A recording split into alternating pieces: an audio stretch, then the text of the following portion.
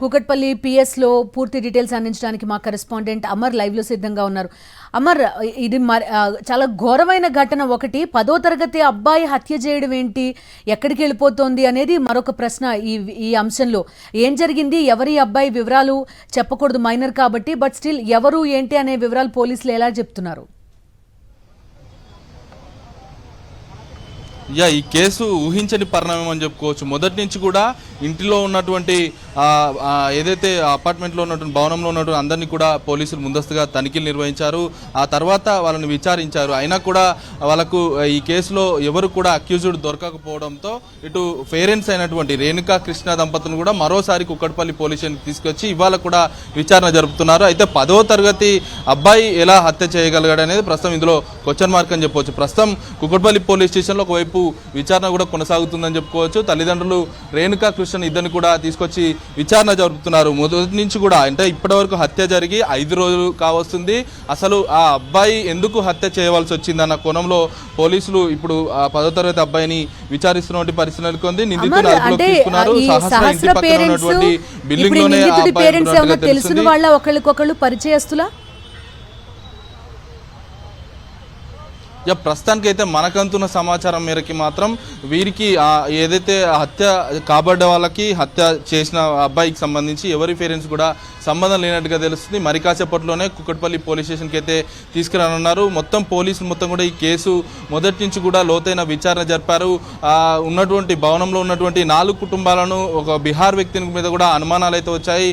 అన్ని కోణాల్లో విచారణ జరిపారు. చుట్టుపక్కల నుండి సీసీ ఫుటేజ్ కూడా పరిశీలించారు. అసలు ఆ అబ్బాయి ఎలా వచ్చారన్న కోణంలో ప్రస్తుతం పోలీసులు అయితే విచారణ జరుపుతున్న పరిస్థితులు అయితే ఉన్నాయి. అయితే 10వ తరగతి అబ్బాయి చంపడం ఏంటనేది ప్రస్తుతం ఇందులో క్వశ్చన్ మార్క్. ఎందుకంటే దొంగతనానికి వచ్చి ఆ అమ్మాయిని హత్య చేశారా, ఆ బాలికను హత్య చేశారా, లేక ఇంకేమైనా కారణాలు ఉన్నాయనేది మరి కాసేపట్లో కుక్కట్పల్లి పోలీసులు అయితే మీడియా సమావేశం ముందు చెప్పే అవకాశం అయితే కనబడుతుంది. అయితే ఈ కేసులో మొదటి నుంచి కూడా చాలా అనుమానాలు వ్యక్తమయ్యాయి. సీసీ ఫుటేజ్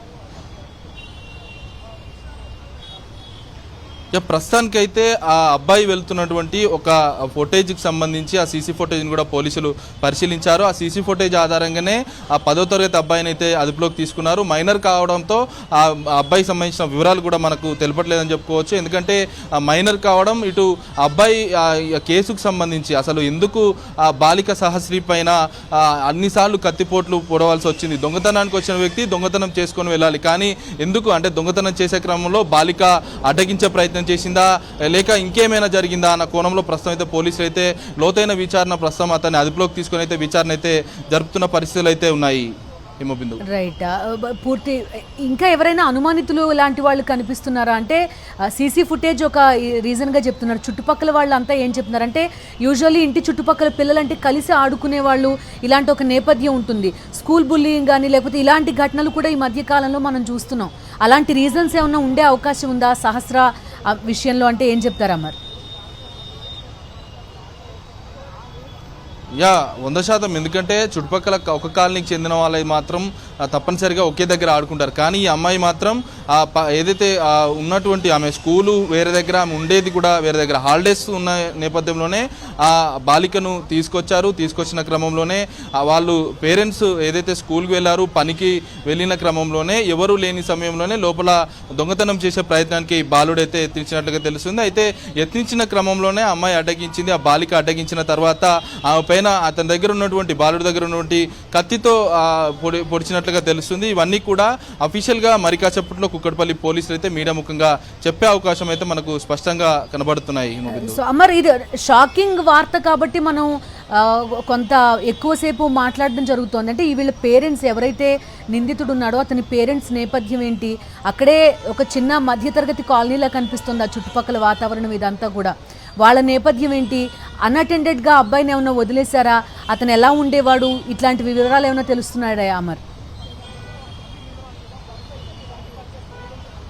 ప్రస్తుతానికి అయితే బాలుడిని పోలీసులు అయితే విచారిస్తున్నారు. అయితే ఈ కేసుకు సంబంధించి ముఖ్యంగా చూసుకుంటే బాలుడికి సంబంధించిన కుటుంబ నేపథ్యానికి సంబంధించి ప్రస్తుతం పోలీసులు అయితే దర్యాప్తు చేస్తూ ఉన్నారు. ఎందుకంటే బాలుడు 10వ తరగతి చదువుతున్నట్లుగా పోలీసులు ఒక లీడ్ అయితే ఇచ్చారు. ఆ లీడ్కి సంబంధించి ప్రస్తుతం అంటే ఆ బాలుడి కుటుంబం అటు కుటుంబానికి 10వ తరగతి చదువుతుంటేనే అతను బయట వ్యసనాలకు అలవాటైనట్టుగా తెలుస్తుంది. ఆ అలవాటైన నేపథ్యంలోనే ప్రస్తుతం అంటే అతను చెడు అలవాట్లలోనే ఈ దొంగతనాలకు పాల్పడుతున్నట్లుగా పోలీసులు ఒక నిర్ధారణకు అయితే వచ్చినట్లుగా తెలుస్తుంది. మరి కాసేపట్లో మాత్రం పోలీసులు నిందితునికి సంబంధించిన వివరాలన్నీ కూడా వెల్లడించే అవకాశం అయితే కనబడుతుంది. అయితే మొదటి నుంచి కూడా చాలా మంది మీద అందరినీ కూడా విచారించినా కూడా ఎక్కడ కూడా వీళ్ళకు క్లూస్ కూడా లభించలేదు. మరి క్లూస్ కూడా లభించకుండా యువకుడు ఆ బాలుడు ఎలా హత్య చేశాడు, ఎందుకంటే నా సినిమాలు యూట్యూబ్ ద్వారా ఆ వీడియోలు చూసి చేశాడా లేకుంటే ఇంకేమైనా కారణాలు ఉన్నాయా, ఇంకా లోతైన విచారణ అయితే ప్రస్తుతం పోలీసులు జరుపుతున్నారు. మరి కాసేపట్లో మాత్రం కుకట్పల్లి పోలీసులు ఇవన్నీ కూడా మీడియా ముందు ప్రవేశపెట్టే అవకాశం అయితే కనబడుతుంది నిందితులతో సహా. Okay Amar, thank you. చూస్తున్నాం కూకట్పల్లి బాలిక సహస్ర హత్య కేసును పోలీసులు ఛేదించారు. 5 రోజులైంది. ఎవరు సహస్రని హత్య చేశారు అనేది చాలామంది అనుకుంటూ ఉన్నారు. అలాంటిది 10వ తరగతి అబ్బాయి హత్యకు పాల్పడినట్టుగా పోలీసులు గుర్తించారు. నిందితుడిని అదుపులోకి తీసుకున్నట్టుగా తెలుస్తోంది. సహస్ర ఇంటి పక్కన బిల్డింగ్లోనే ఈ అబ్బాయి ఉంటున్నట్టుగా సమాచారం. హత్యకు గల కారణాలు పోలీసులు ఆరా తీస్తున్నట్టుగా తెలుస్తుంది. అయితే ఒక కథనం దొంగతనానికి వచ్చి అక్కడ సహస్రం ఉండడం, ఆమె అడ్డుకోవడం, ఈ కారణాలతోటి హత్య జరిగినట్టుగా ప్రాథమికంగా అంచనా వేస్తున్నారు. కానీ ఆ స్థాయి కత్తిపోట్లు సహస్ర ఒంటిపైన ఎందుకున్నాయి అనేది ఇంకా కొంత మనకి సస్పెన్స్గానే కనిపిస్తోంది. దీనికి సంబంధించి పోలీసులు కాసేపట్లో పూర్తి వివరాలు వెల్లడించే అవకాశం ఉంది. చూస్తున్నాం ఏదైతే ఈ పర్టికులర్ కాలనీ ఉందో సీసీటీవీ ఫుటేజ్ కొంత కీలకంగా మారింది. సీసీటీవీ ఫుటేజ్ని సేకరించడానికి, అనలైజ్ చేయడానికి పోలీసులు చాలా కష్టపడాల్సి వచ్చింది. అందుకే కొంత సమయం కూడా పట్టినట్టుగా మనకు అర్థమవుతోంది. సుస్మిత ఫోన్ లైన్లో ఉన్నారు, పూర్తి డీటెయిల్స్ అందిస్తారు. సుస్మిత చెప్పండి, చూస్తున్నాం 10వ తరగతి విద్యార్థి హత్యకు పాల్పడ్డాడు అనేది ఒక షాకింగ్ వార్త అందరికీ కూడా. అసలు ఏం జరుగుతోంది? వ్యసనాలకు అలవాటు పడ్డాడని ఒక కథనం, అది ఎంతవరకు వాస్తవం? పోలీసులు ధృవీకరిస్తున్నారా? ఈ బెట్టింగ్ యాప్స్ కానీ లేకపోతే ఈ గంజాయి కేసులు కానీ ఇటీవల కాలంలో చాలా చూస్తున్నాం మనం, స్కూళ్ళకు కూడా వస్తున్నాయనే నేపథ్యం మనకి తెలిసింది. అలాంటిది ఒక 10వ తరగతి విద్యార్థి హత్యకు పాల్పడ్డాడు అంటే ఎలాంటి కారణాలు ఉండొచ్చు అనే ఒక భయం అందరిలో ఉంది. ఖచ్చితంగా మనం చూసుకుంటే సోమవారం నాడు ఈ హత్య జరిగింది. సోమవారం ఈ తల్లిదండ్రులు అంతా కూడా ఇంట్లోకి వెళ్ళిన సమయం, ఇంటి నుంచి బయటికి వెళ్ళిపోయారు. ఆ సమయంలో సహస్ర మాత్రమే ఇంట్లో ఉంది. అయితే ఆ చుట్టుపక్కల స్థానికులు అయి ఉండొచ్చని కూడా పోలీసులు భావిస్తూ ఉన్నారు. అండ్ చాలా కూడా క్రిటికల్ గా కనిపించిన విషయం ఏంటంటే ఆ చుట్టుపక్కల ఎటువంటి ఆధారాలు లభించకపోవడం, అలాగే సీసీటీవీ ఫుటేజ్ లేకపోవడం కారణంగా చాలా సమయం పట్టిందని కూడా చెప్పాలి. దాదాపు 5 రోజుల సమయం పట్టింది. అయితే మొదటి వరకు కూడా చాలా వరకు కింద ఇంటి బిల్డింగ్ లో ఉన్నవారని కూడా అనుకున్నారు, అనుమానించారు, వారిని విచారించారు. అలాగే తల్లిదండ్రుల విషయంలో కూడా తల్లిదండ్రులు కూడా ఏమైనా వాళ్ళ కలహాల కారణంగా ఏమైనా చేశారా అన్న కోణంలో తల్లిదండ్రులు కూడా విచారించిన పరిస్థితి కనిపించింది. వారందరినీ కూడా పోలీస్ స్టేషన్ పిలిపించి వారందరినీ విచారించారు. అయితే ఆ తర్వాత ఫోరెన్సిక్ రిపోర్ట్ కానీ ఆ చుట్టుపక్కల ఏదైతే క్లూస్ దొరికాయో, వేలిముద్రలు కానీ అవన్నీ కూడా పంపించిన పరిస్థితి. అంతేకాకుండా ఆ చుట్టుపక్కల ఏదైతే చిన్న పదునైన ఆయుధంతో పొడిచి చంపేశారంటూ కూడా పోలీసులు చెప్పారు. దాదాపు 20 పోట్లు పొడిచారు. ప్రతి కడుపులో చూసుకుంటే 14 పోట్లు ఉన్నాయి, మెడపైన 7 ఉన్నాయని కూడా చెప్పారు. సో ఆ నేపథ్యంలో ఆ ప్రెజర్ ని బట్టి ఏదైతే నైఫ్ ఉపయోగించారో ఆ ప్రెజర్ ని బట్టి కూడా ఏజ్ పర్సన్ ఎవరై ఉండొచ్చని కూడా డాక్టర్ కూడా దాదాపు 20 సంవత్సరాల పిల్లవాడు అయి ఉండొచ్చని కూడా డాక్టర్ ఒపీనియన్ కూడా చెప్పడం జరిగింది. డాక్టర్ ఒపీనియన్ కారణంగా కూడా ఆ చుట్టుపక్కల ఎవరైనా చిన్నపిల్లలు ఉన్నారో లేకపోతే స్థానికులు ఎవరైనా వారు సంబంధించి ఏజ్ గ్రూప్ ఉన్నారని కూడా పోలీసులు అక్కడ పూర్తిగా ఎంక్వైరీ చేపట్టిన పరిస్థితి కనిపిస్తుంది. ఈ నేపథ్యంలో మొత్తంగా ఇవాళ పోలీసులు అయితే ఈ 10వ తరగతి విద్యార్థి పొడిచి చంపేశారంటూ కూడా పోలీసులు అయితే గుర్తించారు. అయితే పక్కనే బిల్డింగ్ లో కూడా ఈ పర్సన్ సంబంధించిన ఫ్యామిలీ కూడా రెంటుకుంటున్నారని కూడా సమాచారం రావడంతో పూర్తిగా ఆధారాలు అటుపక్క సీసీటీవీ ఫుటేజ్ ఆధారంగా కూడా అతనిగా ధృవీకరించినట్టుగా తెలిసింది. మరి కాసేపట్లో బాలానగర్ జోన్ డీసీపీ సురేష్ కుమార్ కూడా దీని గురించి పూర్తి వివరాలు అయితే వెల్లడించనున్నారు. దాదాపు 5 రోజుల సమయం పట్టింది. ఎటువంటి క్లూలు దొరకపోవడంతో కూడా పోలీసులు కూడా చాలా తలామునకలైన పరిస్థితి కనిపించింది. సుష్మిత, ఎక్కడ అరెస్ట్ చేశారు లాంటి వివరాలు ఏమన్నా తెలుస్తున్నాయా? అంటే హత్య జరిగిన తర్వాత అతను ఇంట్లోనే ఉన్నాడా, వాళ్ళ పేరెంట్స్, వాళ్ళ నేపథ్యం ఏంటి, ఇలాంటి వివరాలు ఏమన్నా తెలుస్తున్నాయా? అబ్బాయి వివరాలు మనం చెప్పలేకపోవచ్చు, కానీ ఇతరత్ర ఏమైనా డీటెయిల్స్ తెలుస్తున్నాయా? ప్రెస్ మీట్ తోనే తెలిసే అవకాశం ఉందా? ఇప్పటి వరకు అయితే చుట్టుపక్కల స్థానికులు విచారించిన అనంతరం కూడా ఈ 10వ తరగతి విద్యార్థి చంపి ఉంటారని డాక్టర్ ఒపీనియన్ ఆధారంగా అయితే గుర్తించినట్టుగా కూడా తెలుస్తుంది. సో పూర్తి డీటెయిల్స్ అయితే తెలియాల్సింది. ఇప్పటి వరకు అయితే తల్లిదండ్రుల సమాచారం కానీ ఆ బాలుడి సమాచారం కానీ రాలేదు. అయితే దొంగతనం కోసం వెళ్లి తాను ఉండడానికి గమనించి కూడా చిన్న ఆయుధంతో తనని పొడిచి చంపేసినట్టుగా కూడా అయితే పోలీసులు గుర్తించినట్టుగా కూడా తెలుస్తుంది. సో ఆ తల్లిదండ్రుల విషయం ఏంటి, వారి కుటుంబ నేపథ్యం ఏంటి, ఆ బాలుడు ఎక్కడి నుంచి వచ్చారు, ఏంటి ముందు పక్కాగా ప్లాన్ తో వచ్చారు అన్న కోణంతో కూడా పూర్తిగా అయితే తెలియాల్సి ఉంది. సో ఆ డాక్టర్ ఒపీనియన్ తోనే ఇది కొద్దిదాని వరకు 10వ తరగతి విద్యార్థి అయితే 20 సంవత్సరాల లోపు బాలుడు అని కూడా పోలీసులు గుర్తించినట్టుగా అయితే తెలుస్తుంది. వీళ్ళు సుస్మిత, సహస్ర తల్లిదండ్రులు కూడా తప్పుబట్టలేని పరిస్థితి. ఎందుకంటే వాళ్ళిద్దరూ వర్కింగ్, ఇంట్లో ఎవరూ లేకపోవడం, అన్అటెండెంట్ గా చాలా సందర్భాల్లో పిల్లల్ని వదిలేయాల్సిన పరిస్థితులు ఇవాళ ఉన్నాయి. కానీ ఇక్కడ కొంత మనకి సీసీ ఫుటేజ్ రావడం ఆలస్యం కావడం ఇవన్నీ కొంత ఇబ్బంది పెట్టినట్టున్న ఇన్వెస్టిగేషన్ లో పోలీసుల్ని. కరెక్ట్ గా చెప్పాలంటే ఎక్కడే కానీ సీసీటీవీ ఫుటేజ్ ఆ ఏరియా దాదాపు 1 కిలోమీటర్ వరకు కూడా ఎక్కడా లేకపోవడం కారణంగా పోలీసులకు చాలా ఇబ్బంది కలిగింది. వేలు ముద్రలో దొరకడం అలా అటువంటిది చుట్టుపక్కల ఎటువంటి బ్లడ్ మార్క్స్ కానీ అలాగే యూజ్ చేసిన పదునైన కత్తి కానీ ఎటువంటివి కూడా కనిపించలేదు.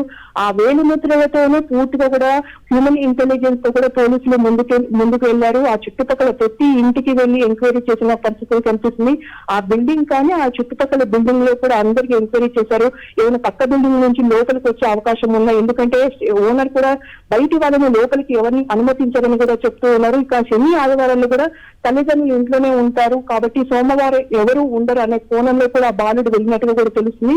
ఆ స్కూల్లో ఎటువంటి ప్రోగ్రామ్ ఉండడం కారణంగా సహస్ర ఆ రోజు ఇంట్లోనే ఉండడం కారణంగా ఆ బాబు వెళ్ళేసరికి ఆ సహస్ర అక్కడ ఉండడం కారణంగా తను అక్కడికక్కడే పొడిచి చంపి అక్కడి నుంచి పారిపోయినట్టుగా కూడా తెలుస్తుంది. మరి ఎటువంటి ఏ మార్గం గుండా బయటికి వెళ్ళాడు, ఎక్కడంటే సీసీటీవీ కెమెరాలో ఓన్లీ ఒక షాడో కనిపించడం కారణంగా ఇదంతా ముందుకు వెళ్ళింది.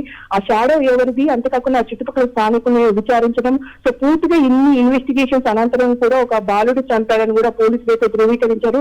సో పూర్తిగా ఆ బాలుడి డీటెయిల్స్ కానీ అసలు దానికోసం వచ్చారా లేకపోతే దేనికోసం వచ్చారా అన్న కోణంలో కూడా పోలీసులు అయితే పరిశీలిస్తూ ఉన్నారు. సో మొత్తంలో కూడా ఇందులో ఏ విధంగా జరిగింది అనే కోణంలో అయితే పోలీసులు అయితే మరి కాసేపట్లో మీడియాకి వివరించే అవకాశం అయితే కనిపిస్తుంది. బిందు రైట్. సుస్మిత, మీరు పోలీసులతో మాట్లాడినప్పుడు వాళ్ళు మీకు షేర్ చేసిన విషయాలేంటి దర్యాప్తుకు సంబంధించి?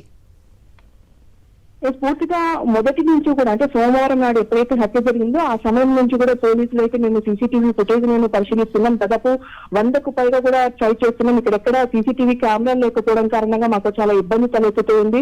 సో సహకరించాలి, ఎందుకంటే చుట్టుపక్కల స్థానికులే అయి ఉండొచ్చు, లేకపోతే భవనంలో ఉండేవారే అయి ఉండొచ్చు. ఎందుకంటే లోపలికి వెళ్ళినట్టు కానీ బయటకు వచ్చినట్టు కానీ కొద్ది మేర మాకు ఎటువంటి సీసీటీవీ ఫుటేజ్ లో కనిపించలేదు. ఓన్లీ ఆ ఇంటి 2 ఇళ్ళ పక్కన మాత్రం ఒక సీసీటీవీ కెమెరా ఉండడం, అందులో ఒక సీసీటీవీ ఫుటేజ్ లభ్యమైంది. ఆ ఇంటికి సంబంధించి దాని నుంచి కూడా మేము పూర్తిగా అనలైజ్ చేస్తున్నామని కూడా పోలీసులు చెప్పారు.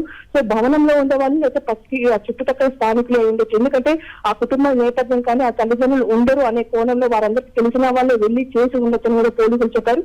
సో ఆ కోణంలోనే ఆ డాక్టర్ ఒపీనియన్ కానీ పోస్ట్ మార్టం నివేదిక అనంతరం దానికి సంబంధించి ఎంత మేరకు ప్రెషర్ పెట్టి ఆ బాబు పొడిచారు అన్న కోణంలోనే పోలీసులు ఇన్వెస్టిగేషన్ చేసినట్టుగా కూడా తెలిసింది. సో మొత్తంగా 20 ఏళ్లలోపు బాలుడు అని కూడా డాక్టర్ ఒపీనియన్ చెప్పడం జరిగింది. ఆ 20 ఏళ్లలోపు బాలుడే ఇప్పుడు 10వ తరగతి విద్యార్థిని కూడా చెప్తూ ఉన్నారు. ఆ 10వ తరగతి విద్యార్థి వచ్చి సహస్రని చంపి అక్కడి నుంచి పారిపోయినట్టుగా కూడా తెలిసింది.